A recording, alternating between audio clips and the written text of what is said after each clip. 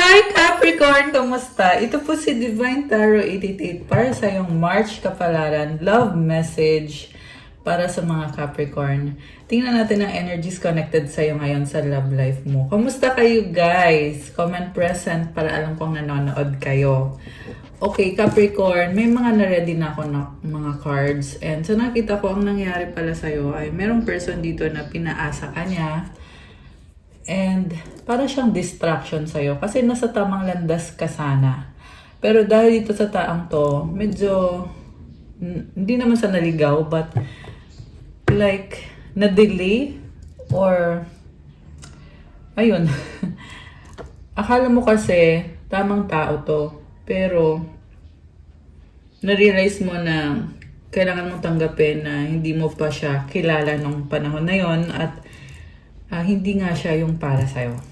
Okay, pero tingnan natin guys ha, kasi unang cards pa lang to. So tingnan natin mamaya how this will turn out. So, sabi dito, illusions, be aware of love's illusions, see reality clearly. So ito na nga, hindi mo kasi nakita yung reality or hindi mo alam yung reality nung mga panahon na yon na nagkaroon kayo ng connection or relationship nitong person na involved. Star, your hope and optimism are a powerful love magnet for you right now. So, kaya siya na-attract sa'yo, you are a love magnet. Parang automatic eh. May something talaga sa'yo na ibang-iba. And hindi lang yan sa past. Sa current, ganun pa rin. You have this star energy na kakaiba ka talaga.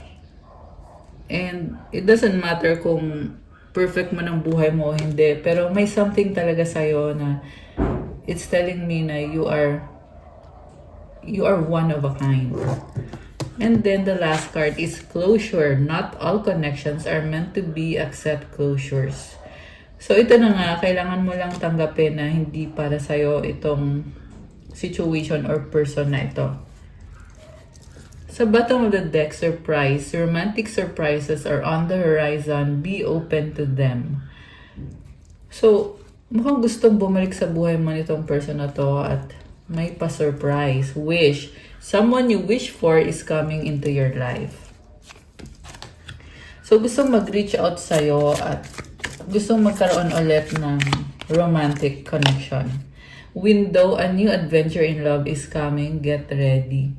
So, may opportunity, may pag-uusap, merong celebration din. Celebrate. Today, celebrate the love you share with those who matter most. Okay. And ang nakita kong celebration is overall sa life mo, may mga, may mga party, celebration, at mukhang masaya. Twin flame, trust the magnetic pull of your twin flame, it will guide you towards them. So, nafe-feel mo na merong something magnetic talaga. Pero, heartbreak is here. Heartbreak is part of the human experience. It will pass.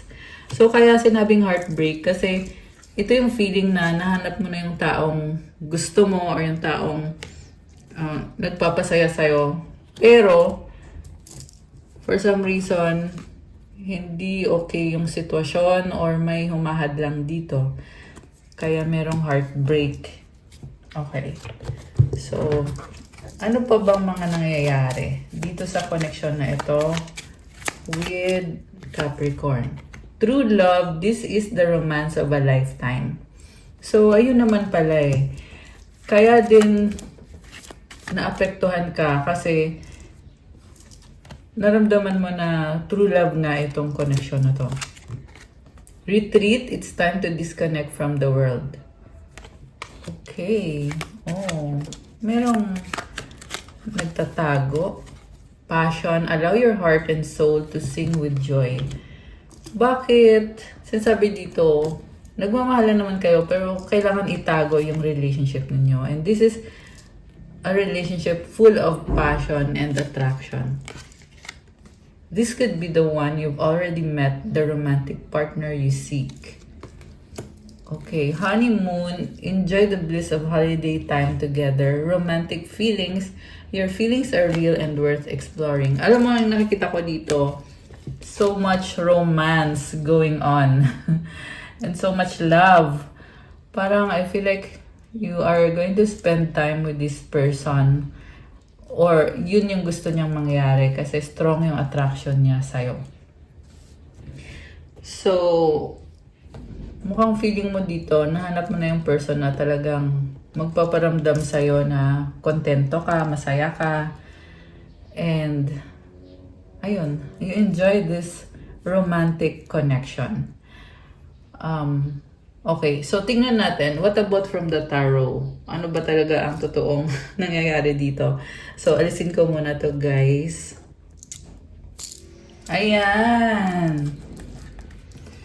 So, ano ba talaga ang nangyayari dito sa connection nito? Ano mga energies ang nasa connection na ito, nasa sayo at sa person na nakadeal mo? So, nga pala sa mga nagtatanong, yes po, merong private reading. At yes din, meron pong promo sa ngayon. Pangalawang promo ko na to kasi nung nakaraan ng New Year, di ba? Ngayon naman, Chinese New Year. So, to avail, mag-reach out kayo sa akin through Viber or WhatsApp. Tingnan niyo po sa description box. So, okay. Ito na, intention itong person na to. Bottom of the deck, Page of Swords. Curious siya sa'yo, naghahanap siya ng mga kasagutan, marami siyang gustong itanong, medyo malabo yung mga bagay-bagay, kaya gusto niyang maliwanagan kung may chance ba to, at gusto din niya makipag-usap. So, nakikita din itong person na to na mukhang masaya ka na sa buhay mo at hindi mo na siya kailangan. Ganun yung pakiramdam niya na umangat na yung buhay mo, gumanda na yung buhay mo, at pwede mo siyang saktan. Ayun yung tingin niya na masyado kang mataas para sa kanya to the point na baka kasi hindi ka na in love sa kanya or nag-iba ka na. Okay? Bakit kaya no? So, ang focus nitong person nito is the Chariot. Gusto niyang magkaroon ng confrontation. Baka may kadil kang Cancer or merong air sign, Gemini, Libra, Aquarius. Although this can be any sign. Malakas din dito ngayon ang water signs, Cancer, Pisces, Scorpio. May konting fire signs. Aries, Leo, Sagittarius. Okay. So, with this Chariot, binabalanse niya eh. Tingnan mo, merong black and white. So, ibig sabihin, sa ayaw mo at sa gusto mo sa akin, ipaglalaban ko itong connection na to. At the same time, merong ending, Ten of Swords. So, may nagtapos din sa sitwasyon na to. May nagbago din sa taong to. Kung dati may mga ugali siya na hindi ka nagkakasundo, mukhang inalis na niya yun sa sistema niya. This ending is also connected sa relationship nyo na pwedeng nagwakas na yung relationship nyo. Kaya ngayon, natatauhan siya na kailangan niyang mag-take action or mag-move para buhayin. Wow, bubuhayin. Okay. Bubuhayin niya yung connection ninyo. So also, ito din yung nagpapahirap sa kanya na parang feeling niya kasi since tapos na, wala na siyang karapatan, since tapos na, parang natrap siya pero gusto niyang baguhin. Okay? Gusto niyang lumaya. Alam niya kasi na may something din sa kanya na proud siya. Okay? Pwede yun, may na-achieve na siya sa buhay niya. Proud siya sa mga achievement niya. At the same time, may mga something din sa kanya na hindi siya proud. So, binabalanse niya. And then, Page of Cups, andun yung excitement. Kasi nakikita niyo yung opportunity na pwede kayong magkaroon ng pag-uusap, reconnection, reconciliation. Kaya lang, mag-ingat ka dito sa person na to. Kasi, andito si Seven of Swords. Hindi niya sasabihin lahat. Kasi ayaw niya gamitin laban sa kanya yung mga impormasyon or ayaw niya kasing napagsasabihan siya. So, parang hindi niya matanggap yung mga criticism or yung kung ano man yung negative na masasabi mo tungkol sa kanya. Kaya pinipili na lang niya na itago yung mga kung ano man tong mga sekreto niya. Okay? Tingnan natin mamaya. Sa recent past, may travel, may communication. So, marami kayong good memories together. Maraming nangyayari. Pero kahit na ang daming nangyari sa connection ninyo, pwede yan 8 years kayo or 8 months kayo or 8 years ago nangyari to or 8 months. Merong, number 8 is significant. Meron din number 4. So, nasa memory niya pa rin yun. Yung mga time you spent together, marami din siyang gustong malaman pa tungkol sa'yo. At ngayon, gusto niya ipagpatuloy kung anong nagkaroon kayo sa past. So, what's coming in the near future is 9 of Cups. Parang umaasa lang siya na andyan ka pa rin. Pangarap ka niya, ikaw yung happiness niya. Bakit ganon? Parang hindi niya nakikita yung sarili niya na magiging okay kayo ulit. And I feel connected to kasi marami pa siyang gustong ayusin sa buhay niya na hindi pa niya naayos. So, inisip niya na gusto niyang paglaban yung connection ninyo. Pero, ayun nga, parang may kulang sa kanya. Okay. Feeling niya inadequate siya or medyo nai-insecure siya. Supportive energy is 9 of Wands. So, nagtatry siya pero mukhang binlock mo siya. Okay? Medyo matigas din kasi ulo nito eh. This is the kind of person na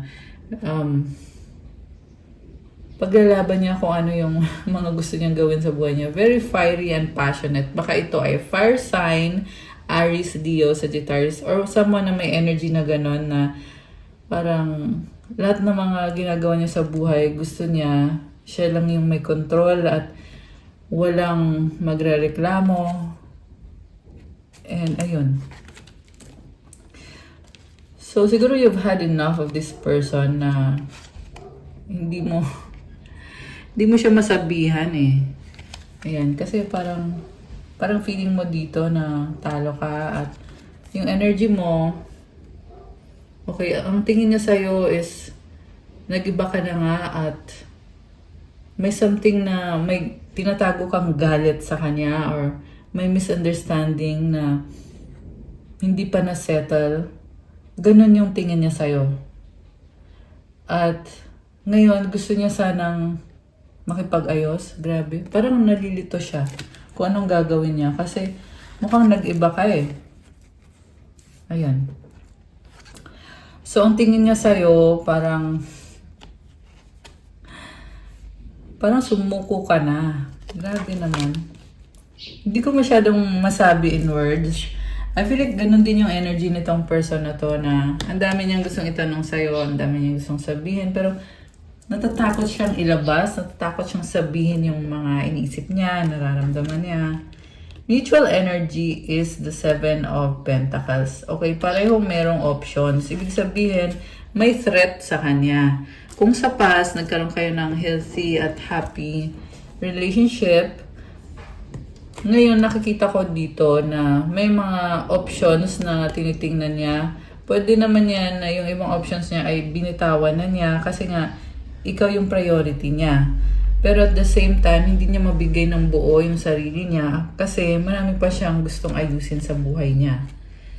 So, itong mga options, ito din yung nagpalito sa kanya. Pwede hanggang ngayon nalilito siya dahil nga sa mga options na to na feeling kasi niya kung ilalaban niya yung relationship ninyo, mawalan din siya ng opportunity sa ibang mga options niya. Pwede yan another person or pwede naman trabaho, pera, kung anong opportunity man to, yan yung iniisip niya. Medyo emotional ngayon itong person na to. So the outcome is Page of Rods. So, gusto lang niya makipag-usap and like I said, andun yung curiosity, bagong-bago yung energy niya, marami siyang gustong itanong sa'yo.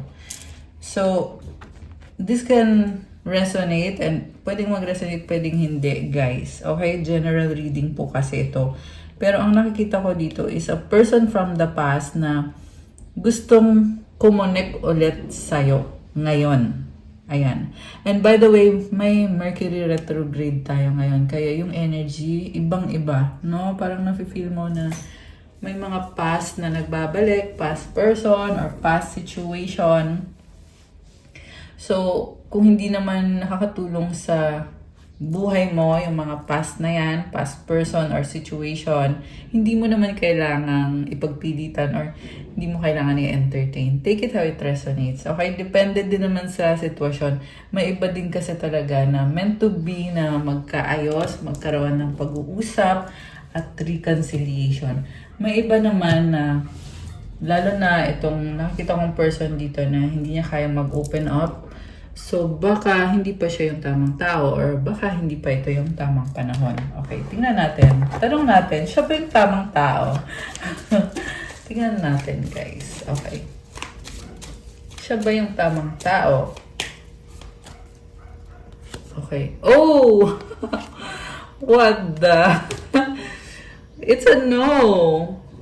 Ayan, oh, 3 of Swords. Grabe, yung sakit naman ito. 4 of Pentacles, 5 of Cups. Grabe, sobra siyang nasasaktan. Alam mo, I feel like it's the person na nafe-feel niya na hindi siya yung tamang tao sa'yo. I mean, hindi mo siya gusto or kahit sabihin natin, oo, may feelings ka sa kanya, pero hindi ka magko-commit sa kanya or hindi siya yung pipiliin mo. Kaya dun pa lang, masakit na yon sa kanya. At dahil ayaw mo mag-commit sa kanya or ayaw mo siyang makausap or ayaw mo siyang makasama, ramdam niya na hindi nga siya yung the one para sa'yo. Kaya tingnan mo, merong nakayuko. And mind you guys, this is the person na mahal ka pa rin at hinahanap-hanap ka pa rin. May mga regrets. And at the same time, nahihiya din siya mag-open up. Pero nakikita ko pa rin dito na naka-hold on siya eh. So, siguro makukulitan ka sa taong to kung bakit andyan pa rin siya, bakit naghihintay pa rin siya, umaasa, nagiging emosyonal. So, andun pa rin siya sa moment na okay ang lahat sa inyo. Kasi tingnan mo, andyan yung castle, oh. Nandito din yan sa past. Ayan, oh. May castle, oh. Sa past ninyo to, naging masaya kayo. So, ngayon, ito pa rin siya naghihintay, nakatingin at nagtatanong. So, heartbroken siya. Ayan. Grabe. So, okay. Anything else? Para kay Capricorn. Okay. Anything else? Connected dito sa taang to. Ayan, 3 cards. Ace of Rods, 8 of Cups, 8 of Swords. Wow. Alam mo, sabi dito, nakastuck siya. Tumalikod nitong taong to eh. And, andun man yung kagustuhan niya na i-pursue itong connection na to or itong sitwasyon. Pero, kailangan niyang bitawan. Kailangan niyang mag-let go. And I feel like ganun ka rin na kasi nakikita ko may attraction eh. Nag-invest ka din sa taong to. Pero nakikita mo ngayon na kailangan piliin mo yung sarili mo. Prioritize mo na yung sarili mo. Siguro isa yan sa pinagsisihan mo na nag-invest ka at feeling mo kasi nasayang yung ibinuhos mong panahon. Okay? Pero i-clarify natin guys ha. Kasi feeling ko may maganda tong naidulot sa'yo. Okay? Hindi ka man masaya sa nangyari ngayon, pero meron tong blessing eh. Okay, ito. Oh, sabi ko na eh, 10 of Pentacles. So, you have this legacy, King of Pentacles. Kasi Capricorn, sobra kang practical. You built yourself from scratch. Pinaghirapan mo to kung anong naabot mo sa buhay, sa career mo, sa finances, sa bahay mo, bahay, lupa. May nakita kasi akong bahay at lupa eh, sa legacy mo. And this person will not take it away from you.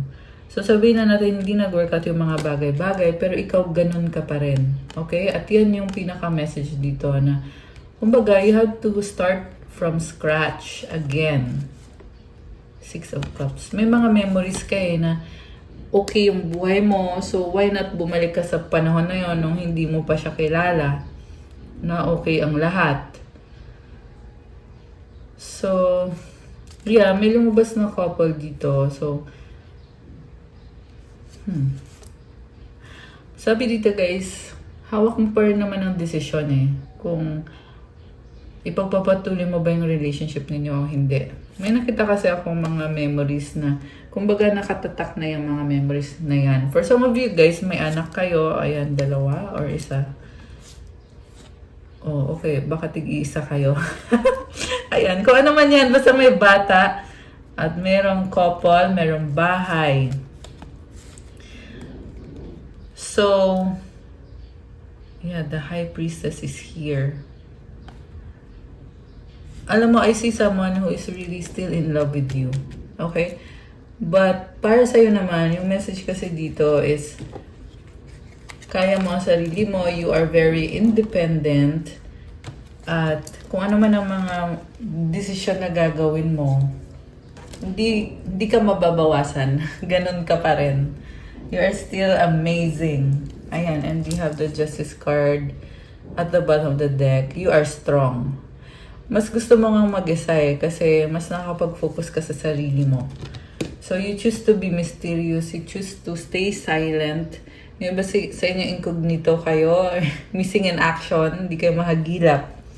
It's your way to take care of yourself. Kasi, ikaw din naman yung, kumbaga walang tumulong sa'yo na marating kung ano yung narating mo na ngayon. Okay. Anong advice para kay Capricorn?